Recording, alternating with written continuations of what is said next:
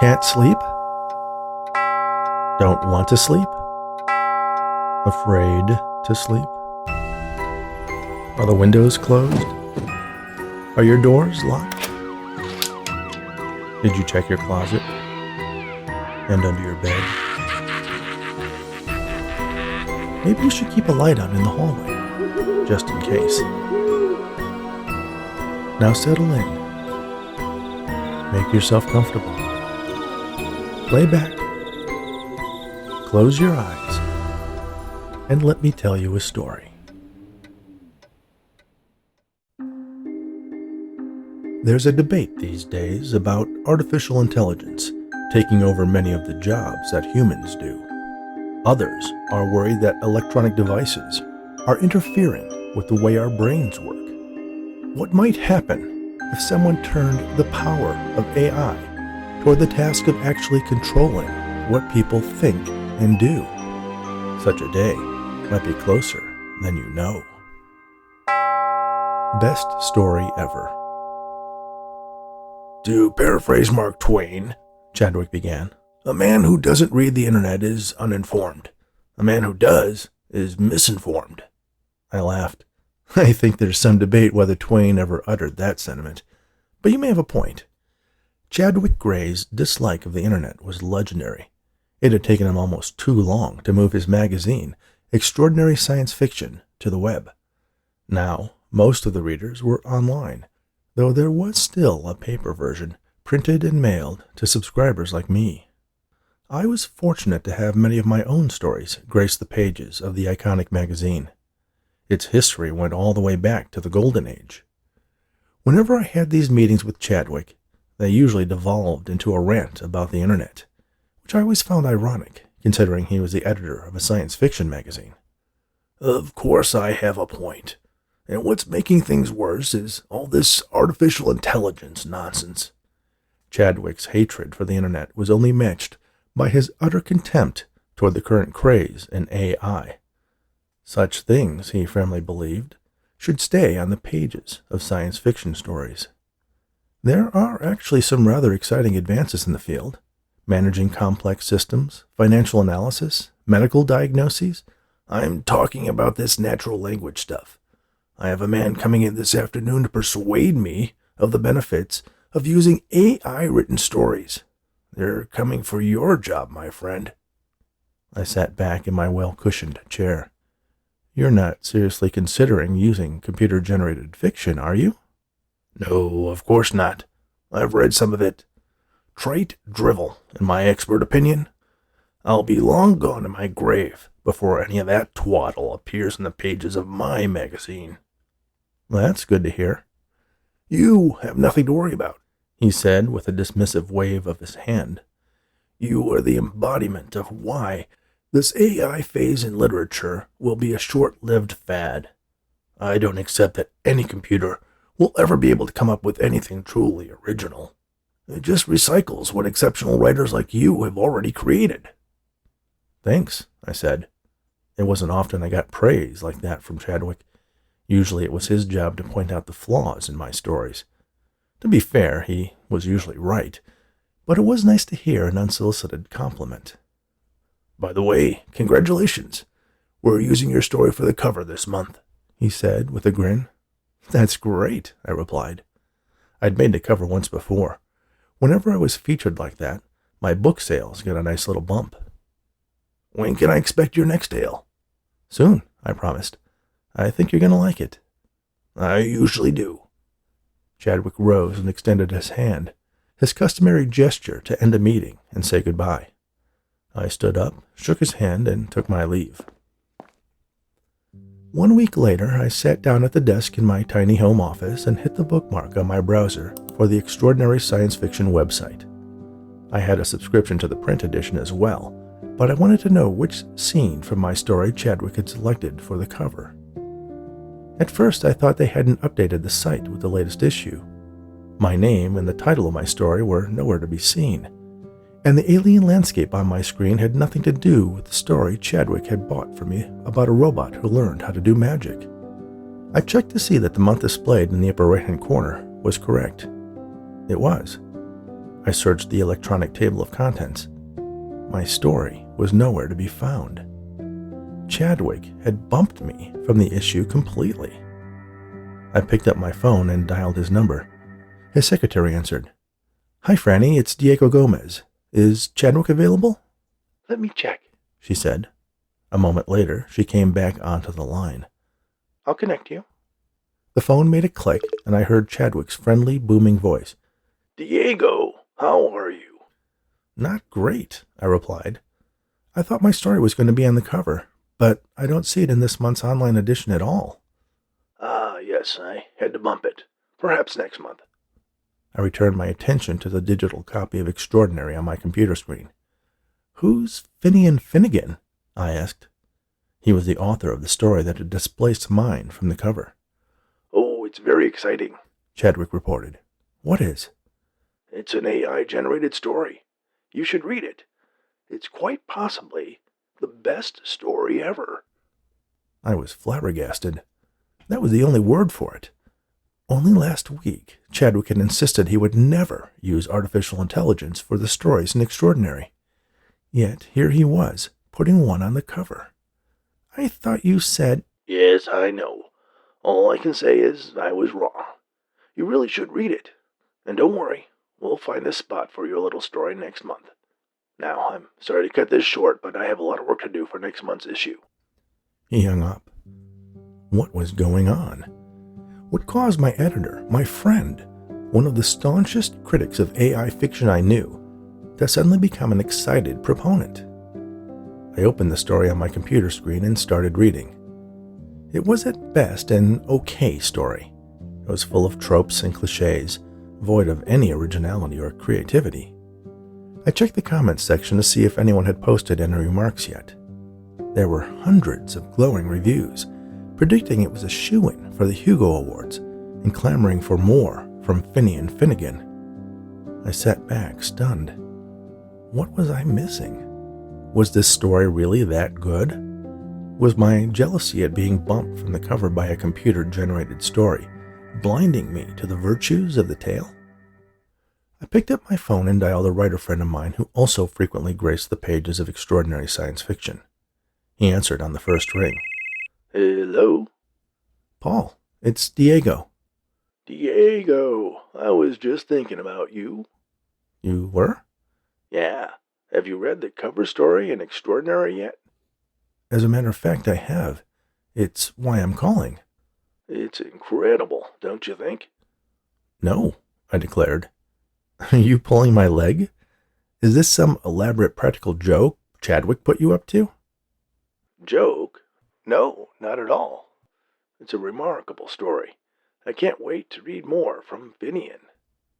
"You do understand that it's an AI-generated story?" "I think you're overreacting, Diego. I don't care if he's a monkey banging away at a typewriter.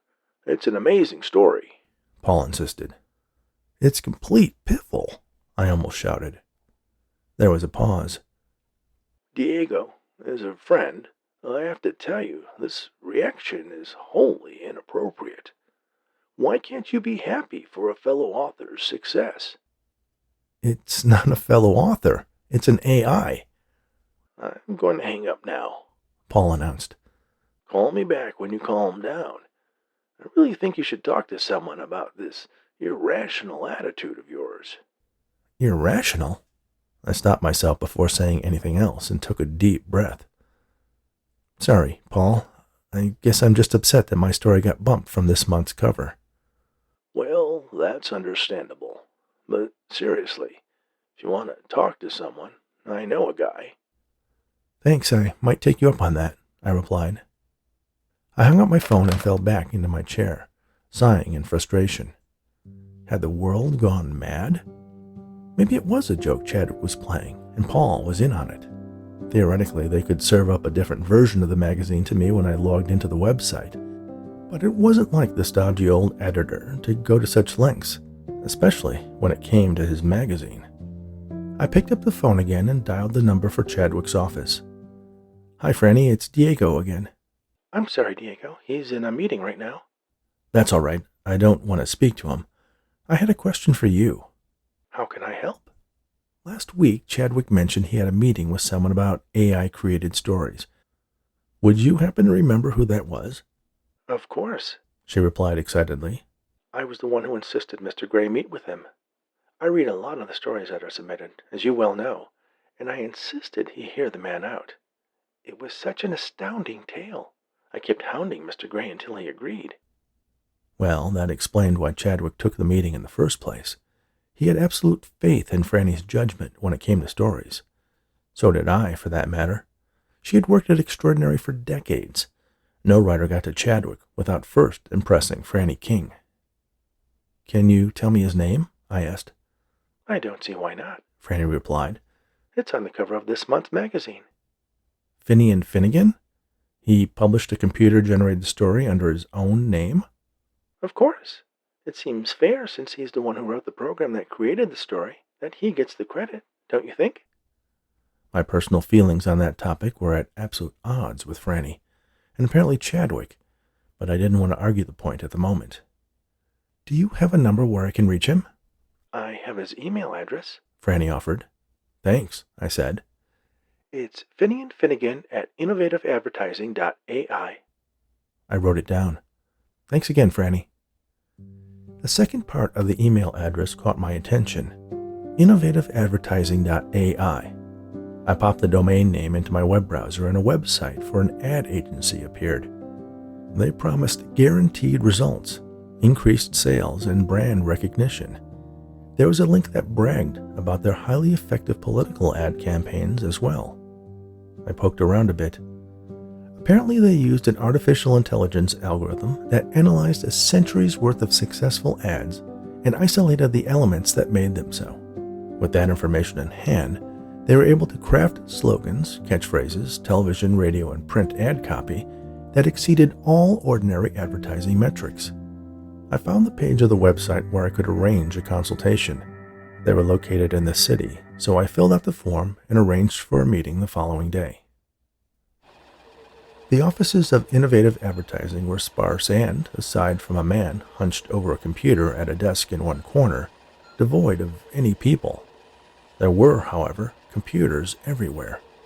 Their displays showed rapidly scrolling pages of information, videos playing at maximum fast-forward speeds, and other seemingly random data.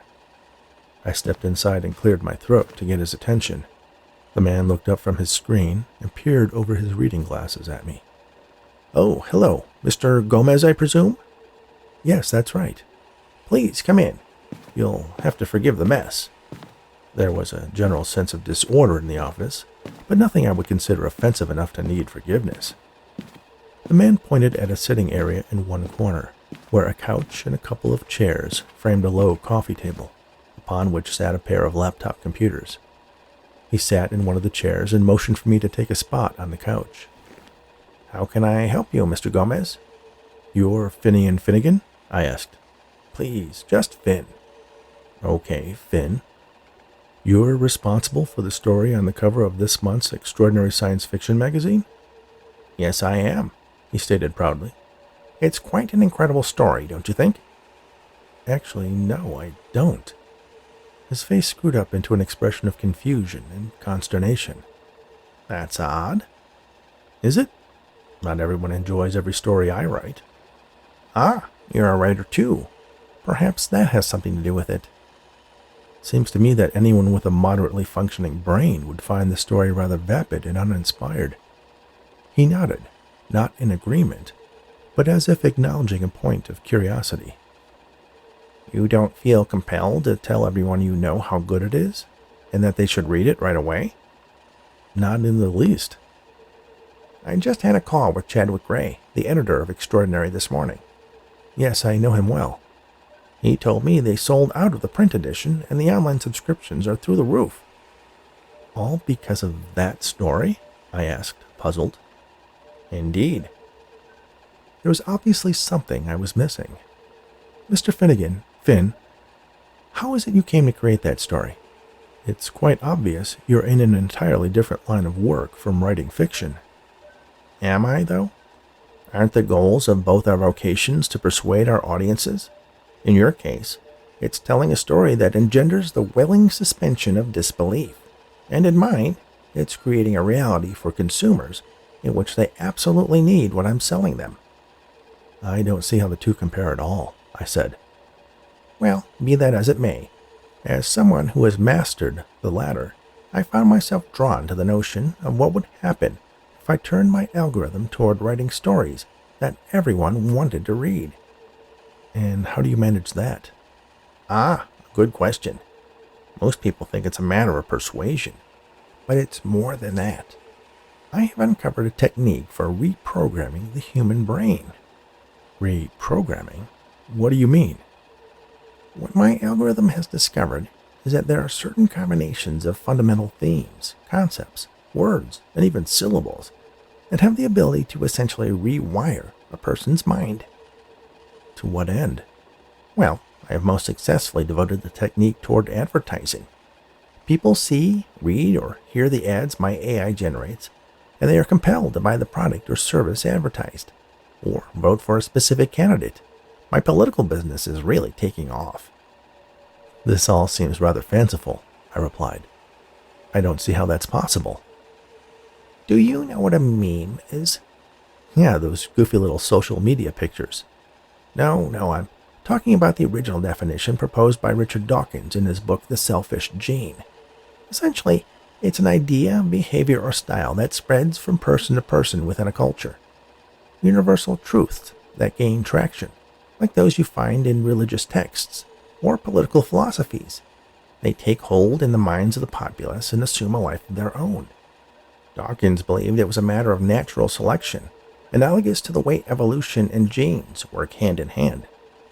But it's my theory that they do so by fundamentally altering the pathways between neurons in the brain. Interesting theory.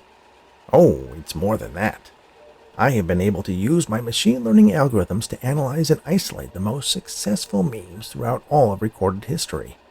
By studying the patterns found in them, I created a tool that can generate language that programs the human mind to do almost anything I want it to. If you want a surefire pickup line, I ignored the offer. That's how you convinced Chadwick to buy your story and put it on the cover? Once he read it, his mind was wired to believe it was the best story ever written, and that he had to share it with as many people as possible. Obviously, the most effective way to do that was to put it on the cover of the next issue of his magazine. And now that others have read it, they're spreading the word. Except, curiously, you. Because I'm a writer myself? Perhaps. Maybe there's some other factor I'm overlooking. Regardless, it doesn't have to work 100% of the time to be effective. Chadwick has already ordered 12 more stories, and I'm already fielding offers for book deals. Incredible, I said. So, are you interested in availing yourself of my services? I can easily craft an ad campaign that will cause people to buy your books. You'll become an overnight bestseller. The offer was tempting, but I politely declined. I don't think I'm comfortable doing that. Suit yourself. Well, I do have a lot of work I need to get to, Finn said, ending our little meeting. Of course. Thank you for your time.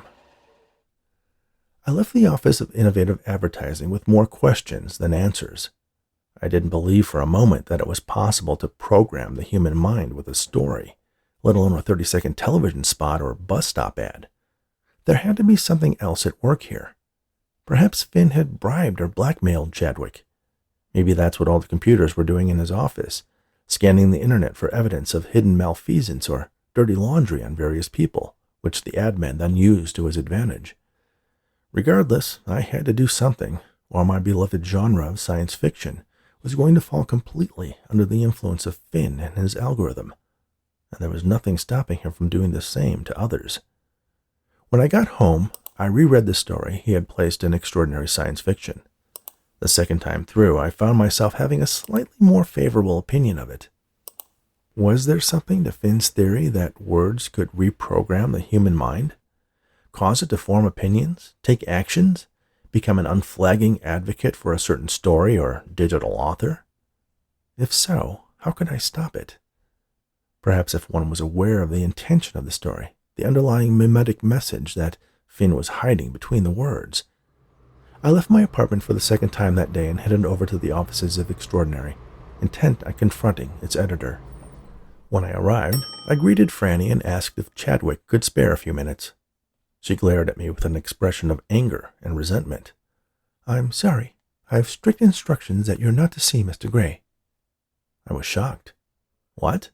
You can't be serious. Chadwick told you that?" "I have been given strict instructions," she repeated. Her computer was positioned so that I could see what was on the screen. It was an email from Finian Finnegan at innovativeadvertising.ai. Finn had gotten to her. He had programmed her to deny me access to Chadwick. "Okay, I understand," I told her, turning slowly toward the exit. As Franny refocused her attention on what she was doing, I made a dash for the door that led to Chadwick's office. I turned the knob and pushed my way in before Franny could leap from her chair to stop me. "Diego, what a surprise," Chadwick said, smiling up from the manuscript he was reading. "I'm so sorry, Mr. Gray," Franny said from behind me. "He got past me. I'll call security at once." "Nonsense, Franny," Chadwick replied. "It's Diego. He's always welcome." I could sense the conflict on Franny's face. The years of loyalty battling the hack of her brain Finn had inflicted via his email. "That's all," Chadwick said, dismissing Franny. She backed away and closed the door. I took a seat in front of Chadwick's desk. "Well, to what do I owe this wonderful surprise?" he asked. "It's about Finian Finnegan," I began. "Ah, yes, a remarkable man." "I met him." "Then you know what I mean. Such talent. A truly extraordinary writer." "You do know that his story was AI generated." "Well, that's just a technicality. I mean, he's the one who programmed the algorithm, so, in truth, he's the author of anything it creates." "Chadwick, I've come to believe that Finn's stories are more than just stories. I'm convinced he's using them to, well, brainwash people." "Brainwashing?" "Yes, the story convinces the reader it's the best thing they've ever read, and they feel a compulsion to share it with others." "Or maybe it's just a damn good story," Chadwick offered. "No, it's not. It's ordinary at best. The type of computer-generated drivel you railed against just last week." "I recognize what you're going through. Professional jealousy. It's hard to accept that a first-time writer can achieve such popularity so quickly. It's natural for you to feel this way." "It's not that at all. It's a trick. He found a way to program the human brain." A chime emanated from Chadwick's phone. He picked it up and glanced at something on the screen, reading. When he was done, he put the phone down and took on a completely different air. "You should go now, Diego. In fact, I'm afraid we won't be having any more use for your services. I trust you can see yourself out." I laughed.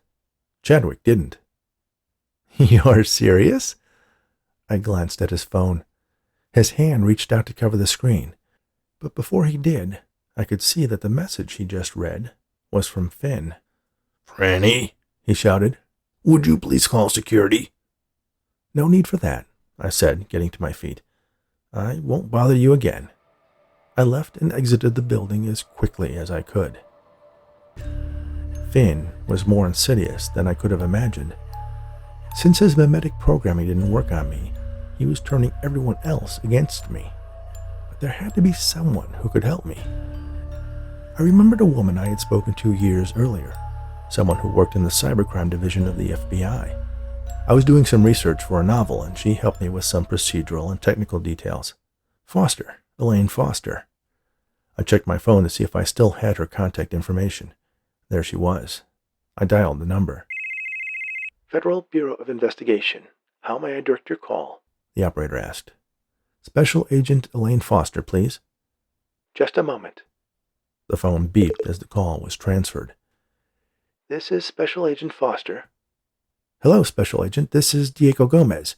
I don't know if you remember me." "Of course. Mr. Gomez, you're the science fiction writer. Working on a new book?" "No, actually, I think there's someone who's been committing some kind of... I don't know how to describe it. He's using an AI to brainwash people." Special Agent Foster laughed. "Well, unless he's brainwashing people into committing crimes, I'm afraid that's outside the purview of the FBI. I thought for a moment. He very well may be.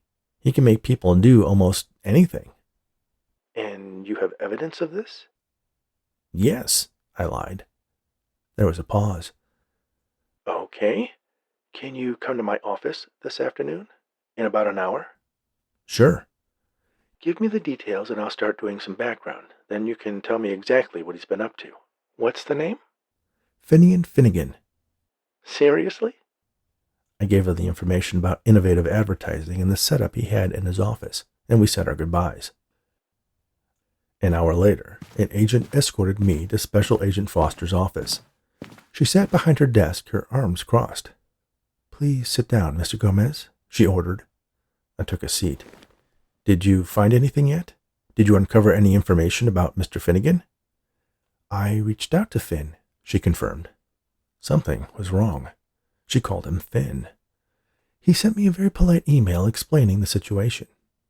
Oh no, he'd gotten to her. "So good to see you again, Mr. Gomez," a familiar voice said behind me. I turned to see Finn standing in the doorway, smiling. "You really have turned out to be quite a thorn in my side." He held a sheet of paper in his hand. "I couldn't figure out how you were immune to my mimetic programming until I did a little research into your background." He handed the sheet of paper to me. I looked at it. It was written in Spanish. The first part was details of my birth and childhood in El Salvador. The rest were seemingly random sentences in my native tongue. "You see, English isn't your first language. That's why my story didn't work on you. I'll bet you still dream in Spanish, don't you?" he asked rhetorically. "Well, now that I've used the correct language, I'm sure you've come around." I turned to Finn. "I'm sorry I was so critical of your story," I heard myself say. "It really is the best story ever." "Thank you, Diego. By the way, I've decided to give up advertising and try my hand at politics. If you play your cards right, there may be a position for you on my team." "I'll do whatever I can to help," I promised without hesitation. "I know you will. My little experiment with that science fiction story proved the concept. Now I can apply my mimetic programming to something more meaningful. I'm launching my campaign for the Senate tomorrow. I'm sure I'll have a lot of support." "I'll vote for you. In fact, I think you would make a great president," I told him. And I believed it completely. "Thank you, Diego," he said with a smile. "I've been hearing that a lot lately." Thank you for listening to Best Story Ever, written especially for the Bedtime Stories for Insomniacs fiction podcast by Rich Hosek. Don't forget to vote at the Podcast Awards. You can select Bedtime Stories for Insomniacs for both Best Fiction Podcast and Best Male Podcast Host. Visit podcastawards.com using the link in the description. And as always, don't forget to like, subscribe, rate, and review on your favorite podcast app or Audible, and share these stories with anyone you know who likes audiobooks. You can find out more about the host of Bedtime Stories for Insomniacs at richhosick.com. Thanks again, and all the very best.